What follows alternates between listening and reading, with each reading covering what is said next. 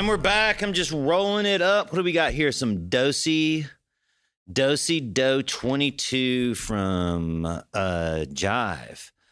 Got some Skittles over here. We got some Skittles over here from the Baker's Ranch. Where are you going to puff on over there, Leland? I've got my truth serum. Oh, truth serum. Truth serum. It's pretty good. Tell us about the truth serum. So it's OG IBL and a cookie back cross using Gorilla Glue. And it's a strain that I started working over at Dank by Pank in Colorado. Yeah, those guys grow some absolute fire. And this is just kind of a project that I've been watching grow for a long time and found this plant. And it's just one of those ones that, really fall in love with pretty easy. And it smells dank, man. Yeah, smokes good, smells good. When we found it, we smoked through at least 20 different phenos.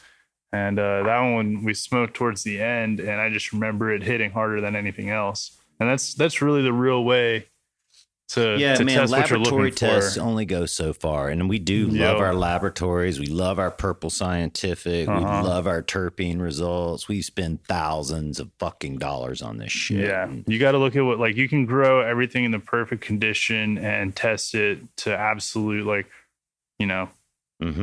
everything you possibly can.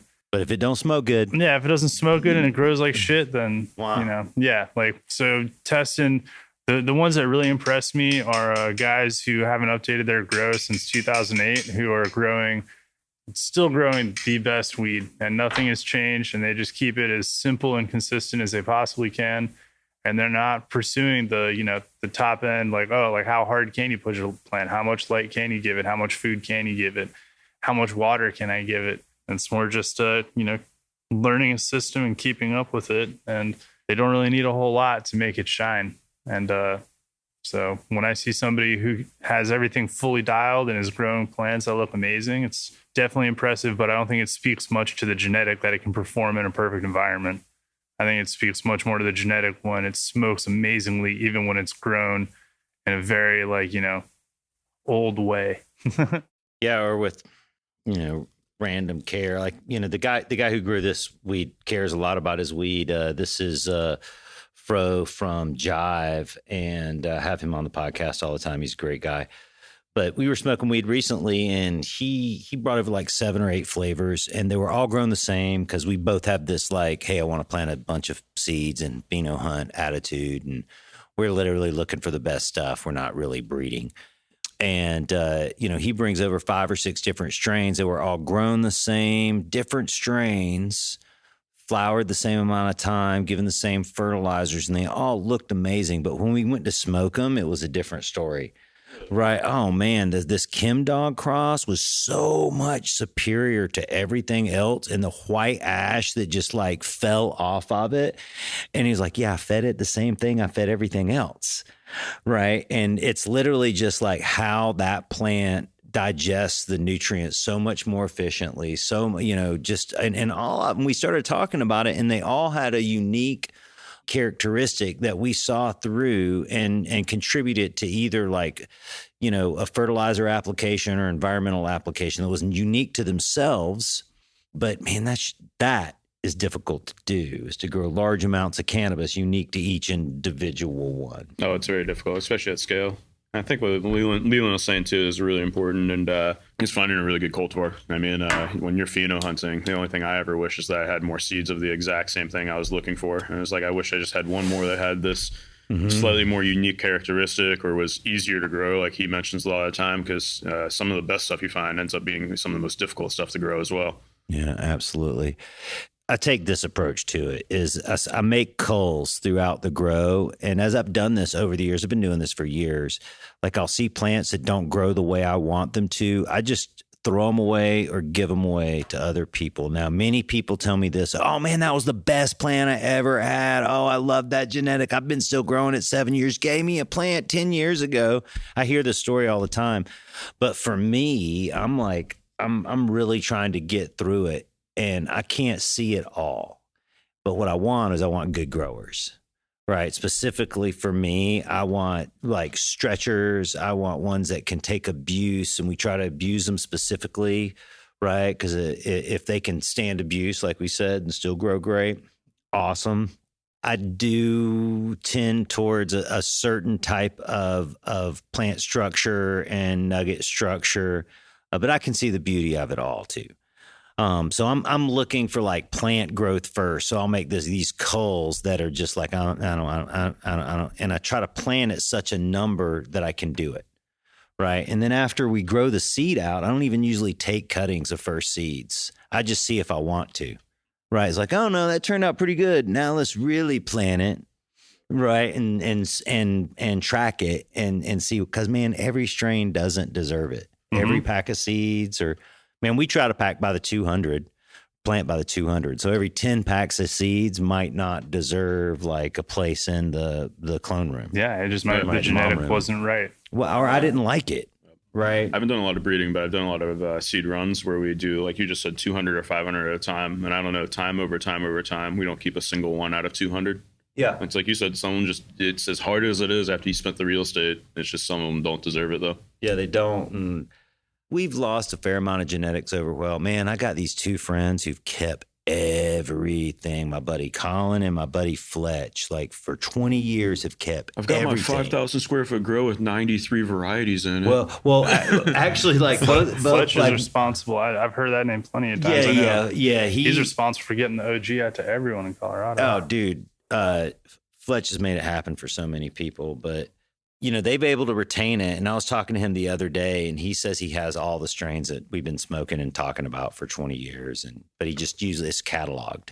It's not something that they often flower or, you know, they randomly do. But point being is no, mostly I've planted out thousands of seeds and there's not terribly many I kept. Right now, actually, we have a Trainwreck back cross from Trainwreck seeds we made 10 years ago. That's in the stable. We have a cookies and cream that we picked out of like a 10-pack search. We have a granddaddy dog that we picked out of the same way.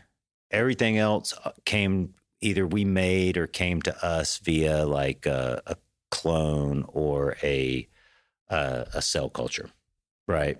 And we planted out thousands and thousands of seeds. Oh, you got to plant thousands, yo. Like right. That's 1,000 is the magic number to find something really special. And I know that just from the experience of, you know, I haven't popped 1,000 once, but just going through them, you know, 100, 200 at a time.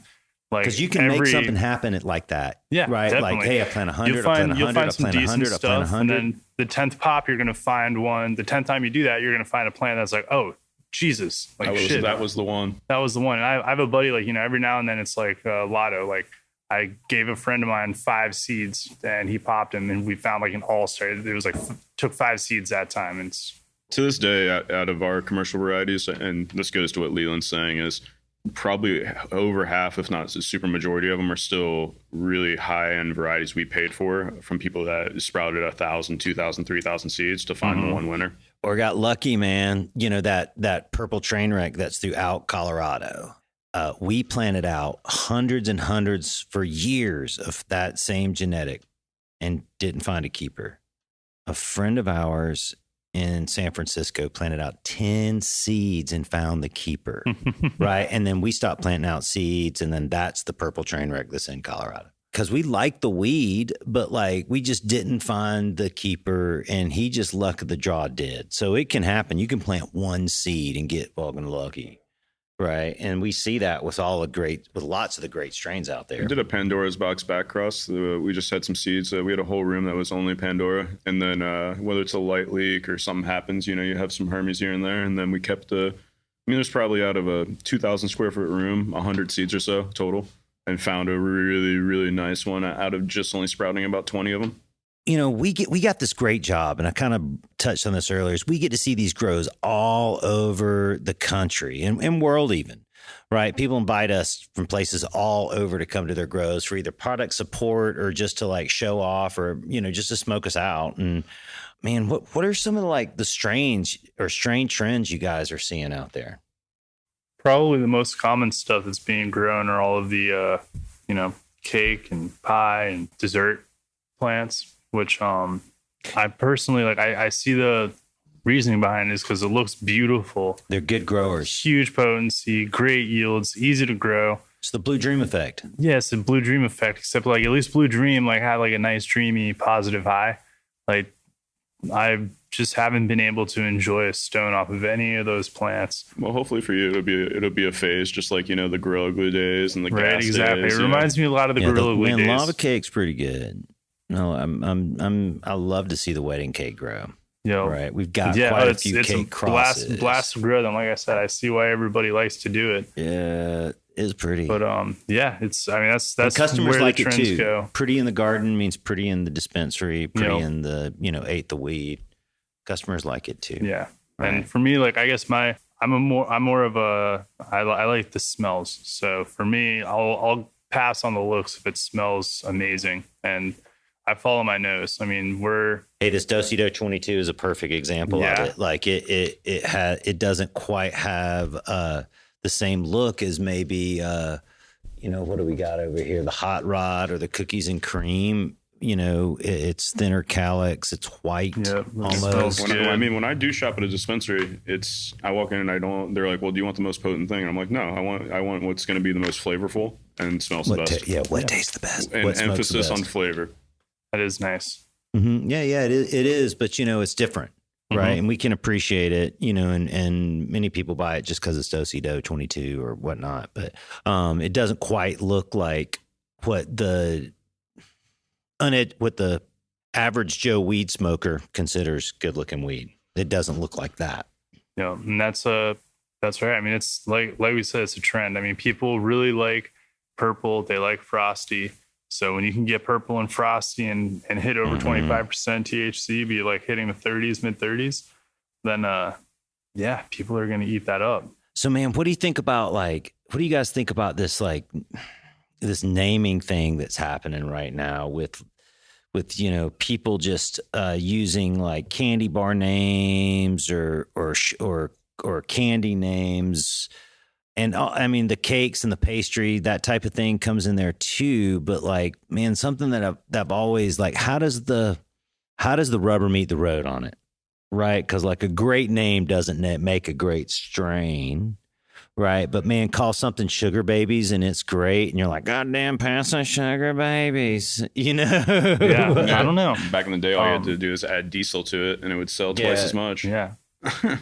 I missed that whole train, so I feel kind of like an old man looking at it confused. Mm-hmm. What happened? Yeah, and I know the people who are doing that are probably older than me, but it's just like it's questionable for sure. I think it gives the industry a bad name overall because like it gives the feds something to come after us over. It's like, oh well, this is obviously marketed towards a child, and it's like in a way it is, but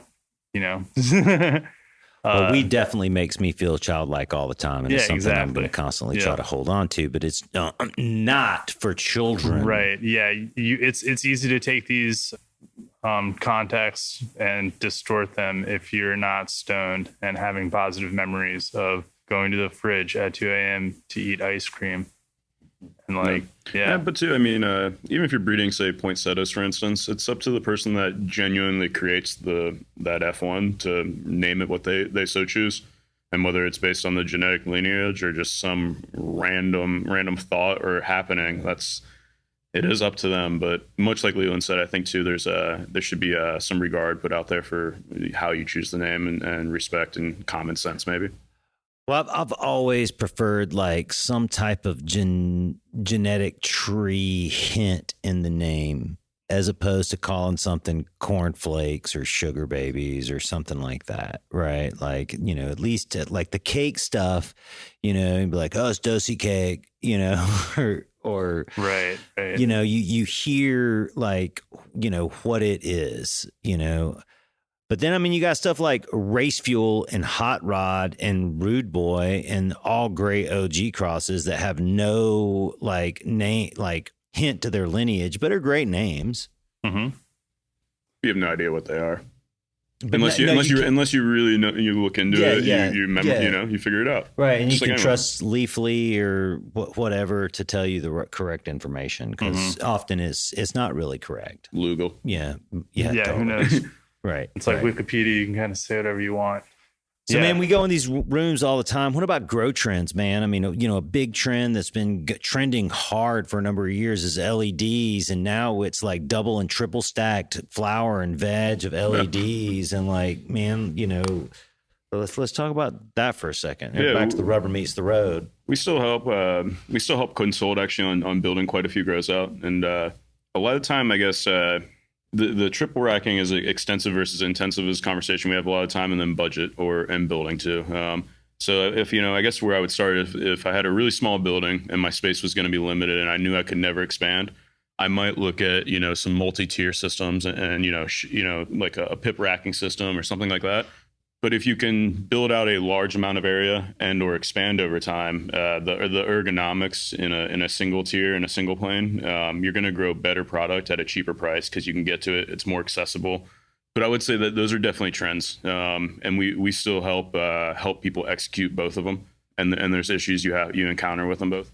Right. And I think LEDs for the first time in the last for probably the last 2 years definitely, and maybe 3 years, have been a suitable replacement for double-ended lights. If you're growing at a large enough scale, can anticipate the ROI on them, because it is still like 3 to 5 years of the current pricing, but you gotta want to do it. It's worth it. Yeah, that's you gotta do it. Yeah, if you're getting LEDs, you're planning you're going to be running that spot for 15 years. It's pretty much otherwise, if you're planning on popping it up and shutting it down, then maybe LEDs offer some versatility in terms of like portability. Yeah, you're better off throwing up 1,000 watts and getting that shelf life out of them, because an LED is built for 10 years and they'll hold that efficiency, will hold up. Those standards aren't going to change much past what we've already got. No, yeah, you're right. I mean, we talk to this about people all the time is like, periods of grow room construction. And you've got like the 90s, the like pre-2009, the pre 2014, we call it. And then like, fixed tables, modern stuff. Yeah, ducted hoods. And the interesting thing is if people do a couple of things right, then they've been able to like roll through all of this, right? And the one thing that people do, if they do right, is their environmental control, right? If they do their environmental control, if they have a lighting plan that lights the room and associated with the lights they're using and not just thoughts they have on how to put lights up, right, then that'll last a decade, right? There's, and everything underneath those lights can change over that course of decade, because it will. The most important thing is the mechanical system. You said, the HVAC, the heating, the cooling, the dehumidification. A good point you brought up, though, with the different generations or decades of growing, that I think has been lost over time, is the people that originally built and designed the grows ran the grows and had to be responsible for the product produced in them. Yeah. And then today you have tons of people that build and design facilities that have never operated them and never are going to show up after it's done. And growers that have never built a system, and they're like chefs. They're like, give me the kitchen and I'll cook in it, but I don't know how to put in a vent hood. Right. They're not restaurateurs who are like, oh, here, I put that vent hood in myself, after hours, so I wouldn't have to deal with the permit, Yeah. But yeah, so, I mean, the LED, though, I think in multi-rack system is a great choice. And then with some of your higher discharge LEDs, it's a great choice for even your roll top benches and your higher bay lighting situations. Where most people go wrong, and what we see still, is just they might install a really good control system, but they don't quite understand the mechanical system or how to, run the environment that they want to or need to. Man, contractors all over the world are putting their 2 cents in, which is great. That's what's got in Colorado where it's at. But like a lot of them are kind of wrong. They don't have experience in it, or they won't call up the manufacturer. And you really got to watch it's a weird feeling, that, right? Having an argument with an engineer about why his logic is wrong is very bizarre. Hey guys, just a quick break to tell you about Cultivate OKC, Cultivate Colorado. I got into the hydroponic supply business 2009. I had wanted to open up a retail hydroponic store for years, and I was already making potting soil at that point, maybe some fertilizers and some other stuff I was into. I hadn't opened up a retail shop, and I got this opportunity to open one up in California. Right as I was fixing to open up down in Riverside, Colorado came along. Ended up being better, bigger opportunity. Opened up our Colorado stores, and man, it's just we've been off to the races ever since. Now we're in Colorado and in Oklahoma. We ship all over the country and even the world, man. It's amazing the people that call us, contact us that needs some equipment to grow their fine cannabis with. So if you need any help, any equipment, if you want to come to a great grow store where people don't judge you, we're not click oriented, we're just there to help you grow, man, come see us at Cultivate. Cultivate Colorado. We're on exit 206, I-25. We're also on the Stapleton Monaco exit there on I-70. And down in Oklahoma City, our newest store, and man, probably our nicest showroom right now, is we're right on the corner of 10th and Meridian. So come check us out, 1101 North Meridian. Yeah, man. Got any questions about growing, no matter if you're big or small, just come on in. We'd be glad to chat with you. There's an HVAC conversation we have all the time with people, and that's why at Greener Consulting Group we have our own HVAC engineer.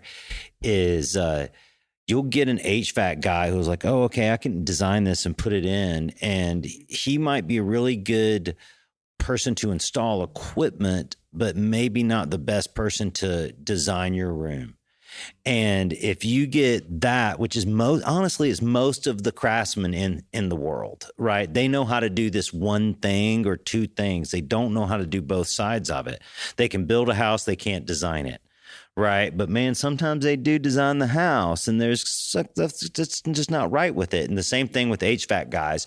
And that's why it's really important on your HVAC to get it designed by a professional, the equipment supplied by the professional, and then get somebody else to install it if you can, or just tell the HVAC guy, hey, this is what I want, and I don't want your math. The wonderful part about you having a professional in-house is that, and it's crazy to me, is from project to project to project, and having built 60 or 70 of them now, is almost every time it's a brand new engineer.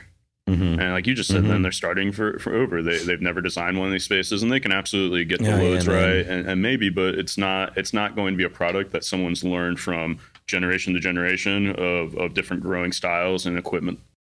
Yeah, absolutely. And we do all of our stuff in house here, and as much as we can. But you're right. On every single job, there's a different contractor and a different plumber and a different electrician that you have to talk to. And many of these operations don't have to have blueprint, quality electrical diagrams. They end up being as good as the electrician is. Especially they end up being Colorado, as good as the HVAC is, right? The overregulation out there allows electricians and other contractors to really, put full investment, so to speak, into the work. Well, in Colorado, they have a history of it now. Yeah. Right. So crazy. You could call somebody up and it's like, oh man, I've never done that before, but this guy has, or my buddy has, and he'll tell me how to program or how, and so you get Colorado's a premium place for it to happen, that you can call up any random HVAC guy and 50-50, it'll work out pretty good for you. Yeah. Right. But the rest of the country is not as easy. Yeah. They have 10 years of experience now though. And they've forced each other to be super competitive. Yeah, absolutely. Absolutely. Which is a good thing. Yeah, man. I mean, in Arizona, where I live, it's you struggle versus somewhere like Denver to find quality craftsmen.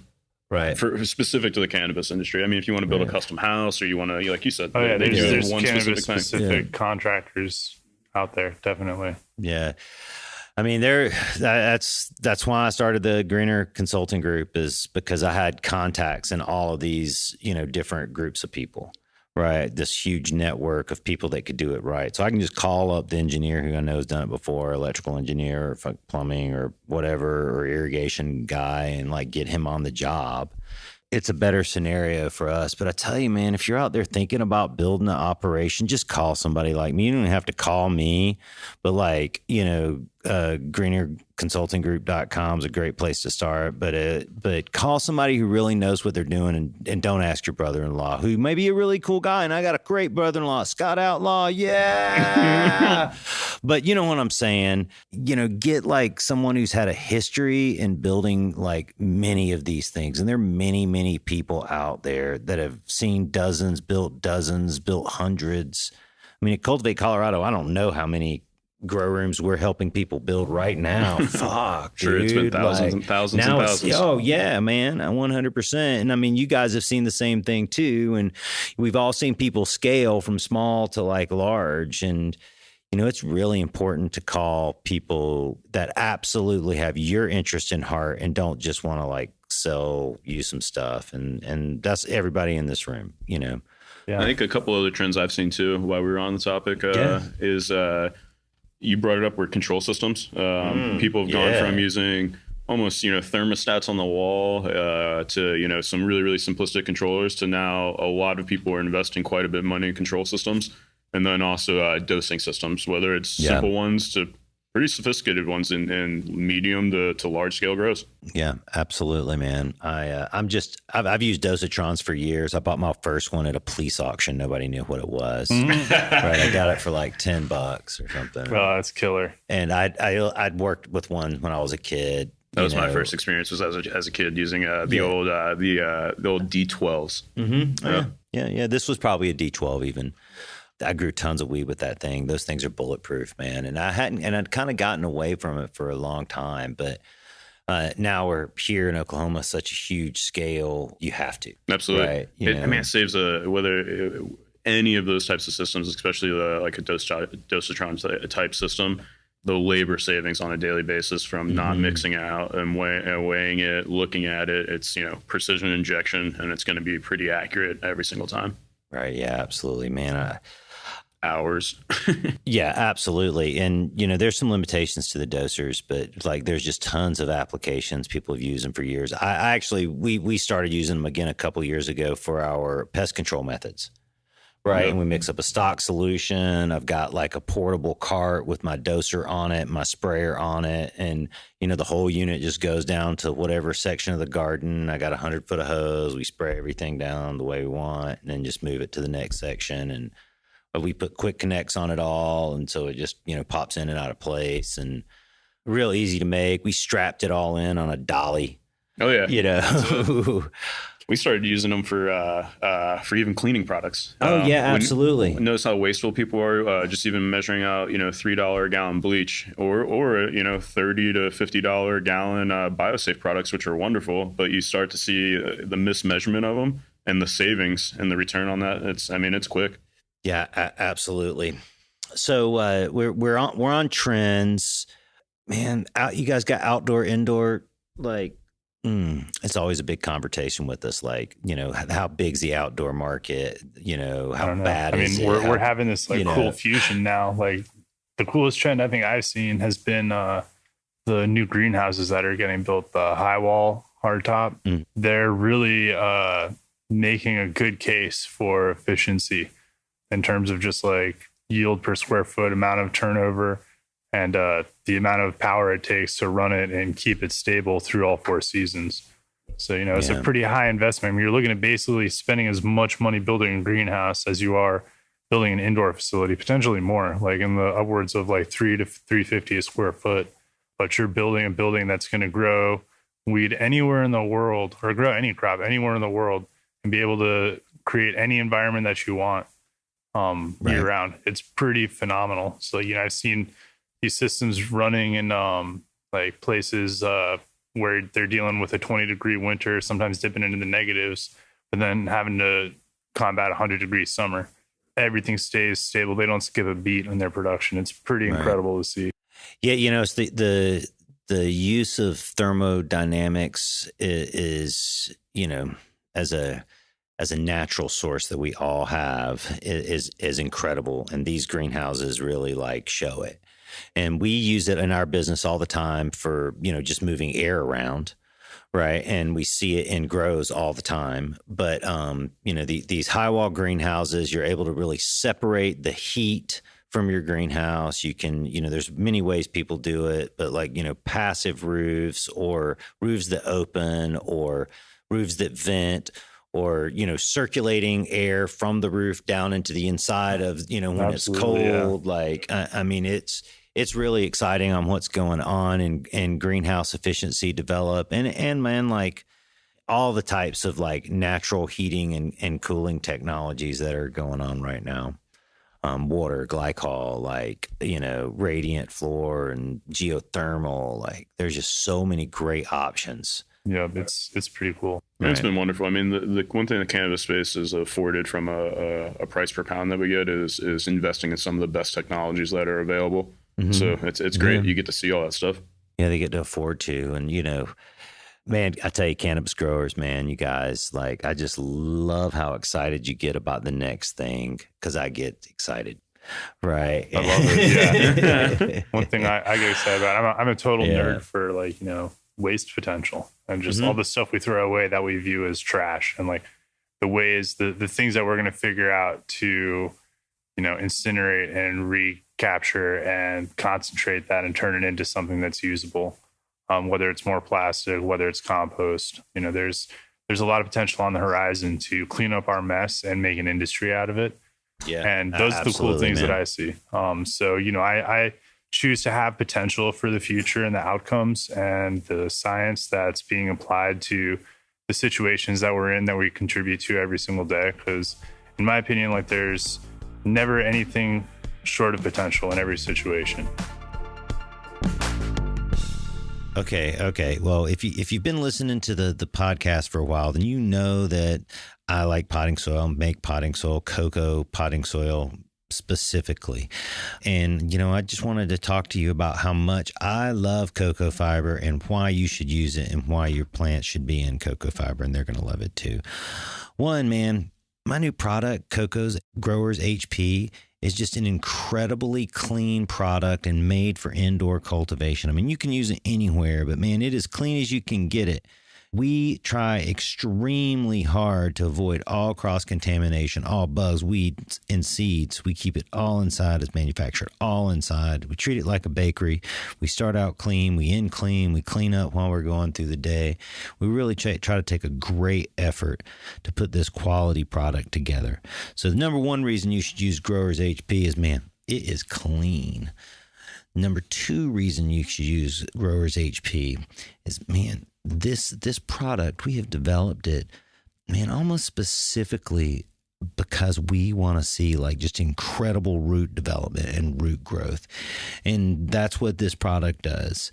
I used to be a diehard cocoa only guy, compost cocoa, and I just saw the benefits of peat. And so we started putting small amounts of peat in it. Man, the roots take off. Cocoa and peat just blend together so well. So there's the second reason that you should buy Growers HP is, man, just the increased root development. Now, the third reason you should buy Cocoa HP is because, man, it's a really light potting soil. And when I mean light, I mean that like most people can pick up 4 bags at once, kind of no problem. It's light like this because of the way we make it, the way we can control how much water we put in it. We make it a really dry elevation, or really dry high elevation area in Colorado, so it dries out really nicely. And when it gets in the bag, man, it's as light, it's lighter than any potting soil of 2 cubic foot that you can get. So there's the third reason, man, is it's really light product, that the moisture's controlled in it specifically. Now, the fourth reason, man, it's a real easy one, man. It's just because your friend Chip asked you to go support him, support the real dirt, and buy some Growers HP. So there you have it, man. Top 4 reasons why you should use Growers HP in your garden. Yeah, it's important for us to be stewards of the land, of the world, of our community, of each other. And that means, like really thinking about your impact and how you can benefit the most from it and limit it the most. It's this constant battle, but it's something all business should think about. Blowing off, environmental concerns, man. You might be able to save like, 20 or 30% on your waste removal if you contact your, manufacturers or vendors alone and say, hey, don't send the plastic, don't send the cardboard, don't wrap it to me. I mean, there's all kinds of like conversations you can have with people, and many vendors, they'll still, oh yeah, sure. I won't put a pallet topper on it for you.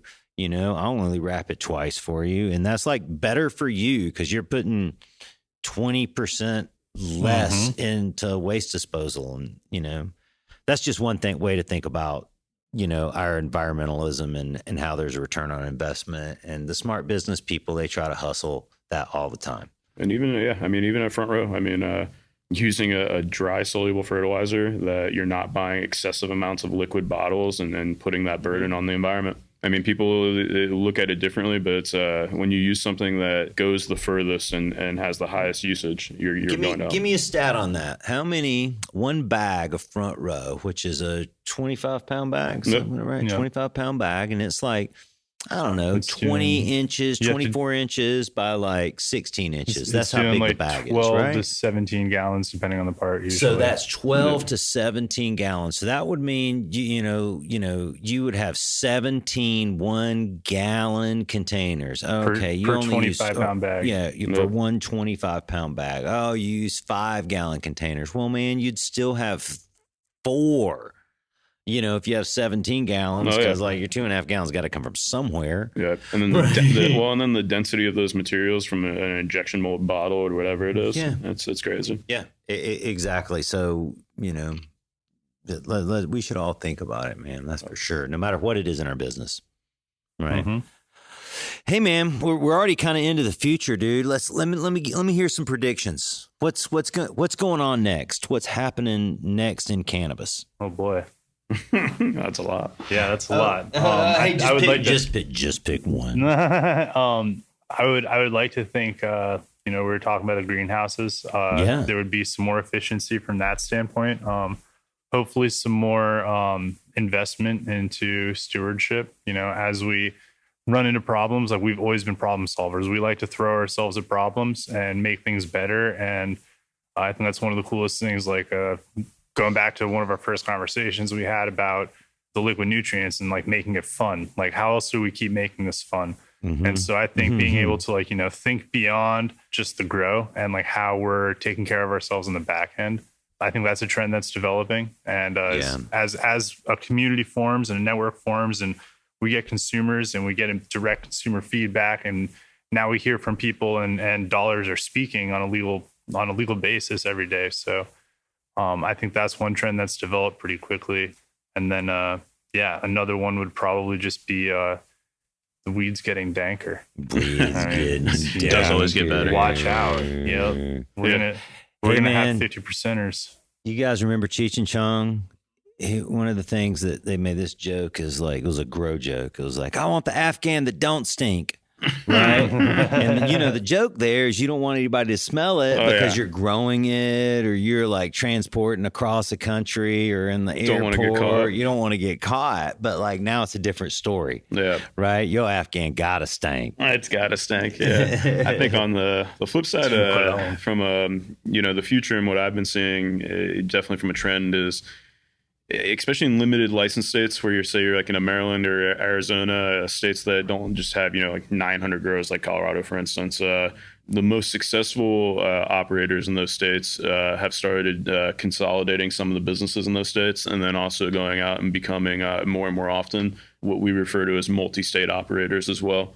So just from a general trend and what's, continues to happen in the future, I've found that interesting as well. Yeah, no, you're right. MSOs are, that's a new buzzword, 2021. Yeah. Right. That's for sure. It's going to continue, man. We got some new markets coming too. Oh, yeah. I'm excited about that. And, we've been a part of the green rush, for my whole life, really. And, late 90s, we ran to California when they legalized it over there, and have like popped all around California and Colorado and now Oklahoma, and been into so many different states, and like some southern states coming up too. And man, that's the interesting thing I see is now it's going to all, like different climates, different people, different applications. A lot of the southern states, it's just like, oh, it's going to be 5% THC. So that's going to be different, like, requirements of like cultivation, different requirements of extraction, different products than like what's happening in Colorado, which is like this awesome high quality, a product coming to the marketplace, cream rising to the top. And that excites me to see, because that's really the market developing, because it's not just one way. There's so many different ways to like you work with this plant. Yeah, definitely. That's a big part of the potential in it that's untapped is our markets are still developing on the smokable flower side. Like we haven't even, like we're still ground floor. It's going to double in size, the market, once all the states are legal. So there's that to contend for, as well as the industrial applications. The potential for this crop to really change the way that we farm is pretty incredible. It's awesome. I think one thing for the future that Leland touched on as well, and I found important, and maybe in the stewardship side of it, is the footprint of the industry, the focus on greenhouse and outdoor, and states that are really well equipped for that, and being able to grow at a more expensive level in those. I think that's going to be good for the future. Some of the southwestern states where it's dry and temperate during certain parts of the year are going to be great for growing outdoor and in greenhouse climates. Yeah, absolutely, man. And then you won't have to have these mega facilities that have, powered and manned multiple times more than data centers, and then hundreds and hundreds and hundreds of them. Yeah, absolutely, man. It's, weed has grown all over the planet in so many different ways, but the commercial aspect of smokable flower has been concentrated in kind of the northern latitudes, the northern western latitudes, specifically in the U.S., but like Canada, Washington, Oregon, California, those have been major producers for years and years and years. And now like there's all these local regional producers. They all are following trends and making their own all at the same time, man. Oh yeah. Right. Damn, guys, man, this has been such an awesome real dirt episode. Me and Leland have been trying to put this together for 2 years. I haven't made enough time for it. And then there was this weird international like thing that happened. Right. I wish we could have just like, gone, it's almost like getting held back a year. Yeah. Right. We lost a year. I'm excited for the trade shows coming up. Yeah, definitely. Well, you know what happens when you get held back a year? Then you're bigger than everybody else in your class. There you go. It's been helpful. It's a good way to look at it. It's positivity. No, it is positivity. It's been, and for the cannabis industry, like it's proven great in so many different ways. Unemployed people smoke more weed. Stressed out people like to smoke more weed. There's more legal weed, more different environments. It's giving people a chance to prove it and use it. There's like drug testing that hasn't gone on. And, so we're like, oh man, well, I'm not going back to work for 6 months. I might as well puffy puff. Nobody's watching me now. I'm working from home. Oh man, in Colorado, like consumption didn't drop at all, but tourism almost stopped. Yeah. So basically all of the locals are like puff, puff, puff. Stores are selling but out. literally the year before, 50% of the business came from tourism. Crazy. Right. And so everybody just started smoking twice as much. Dang. Yeah, I remember that. Yeah. Every state we're involved in cultivating, we've seen usage during COVID go up. Yeah. Oh yeah, absolutely. And our industry is going to continue to grow and rise. And hey man, if you guys got any questions, I want you to reach out to Front Row on their Instagram site, on their website, their phone number, which is, what's the phone number? You put me on the spot again. I know, right? Oh right. boy. Yeah. Let's do this. Call Leland. Get call us Matt. right Call Zach. Or go ahead. You can get us on the website under the customer service section. It's just a form to fill out. Bust out that form real quick, and either me or one of the other guys on the team will get with you ASAP. we're really great good about website. responding that way. That goes straight to our emails. We get notifications, and everybody loves doing it through email. That way we can just keep the conversation kind of recorded and go back, because it gets overwhelming if you're going to call us and just keep calling, then especially through the 1-800 number, then we really have no recollection or record of the conversation. So go to www.frontrowag.com and fill out the form. Frontrowag.com, fill out the form. That's the way. Right. And then tell them that you are listening to the podcast, and I will hook you up for sure. Yeah, tell them Chip sent you. Say, hey man, I listen to Chip's podcast all the time. And we'll get you some bags of fertilizer. No, people say that to me all the time, man. And that's really what the purpose of this is I want people to have better experience, to do better. I'm interested in what people like you guys are doing in the industry. And I truly want to convey actual knowledge to the people that want to get into the cannabis industry or are already here. Right. Because you guys are the future growers, the future business people, the current business people. And man, we're all together here. So we're here for support. Call Cultivate Colorado, Cultivate OKC, cultivateokc.com. You can order almost anything you want there. You can sign up for a commercial account. You got any questions, just stop in any one of the stores or give us a call and we'd be glad to help you out. If you loved this episode, please go to iTunes and Spotify and subscribe to the Real Dirt Podcast. The more of you that subscribe, the better off we are. Man, if you want to just download the episode off our website, man, that's awesome too. Go to therealdirt.com. Man, and always enjoy that next joint. And man, think about better things. Real Dirt.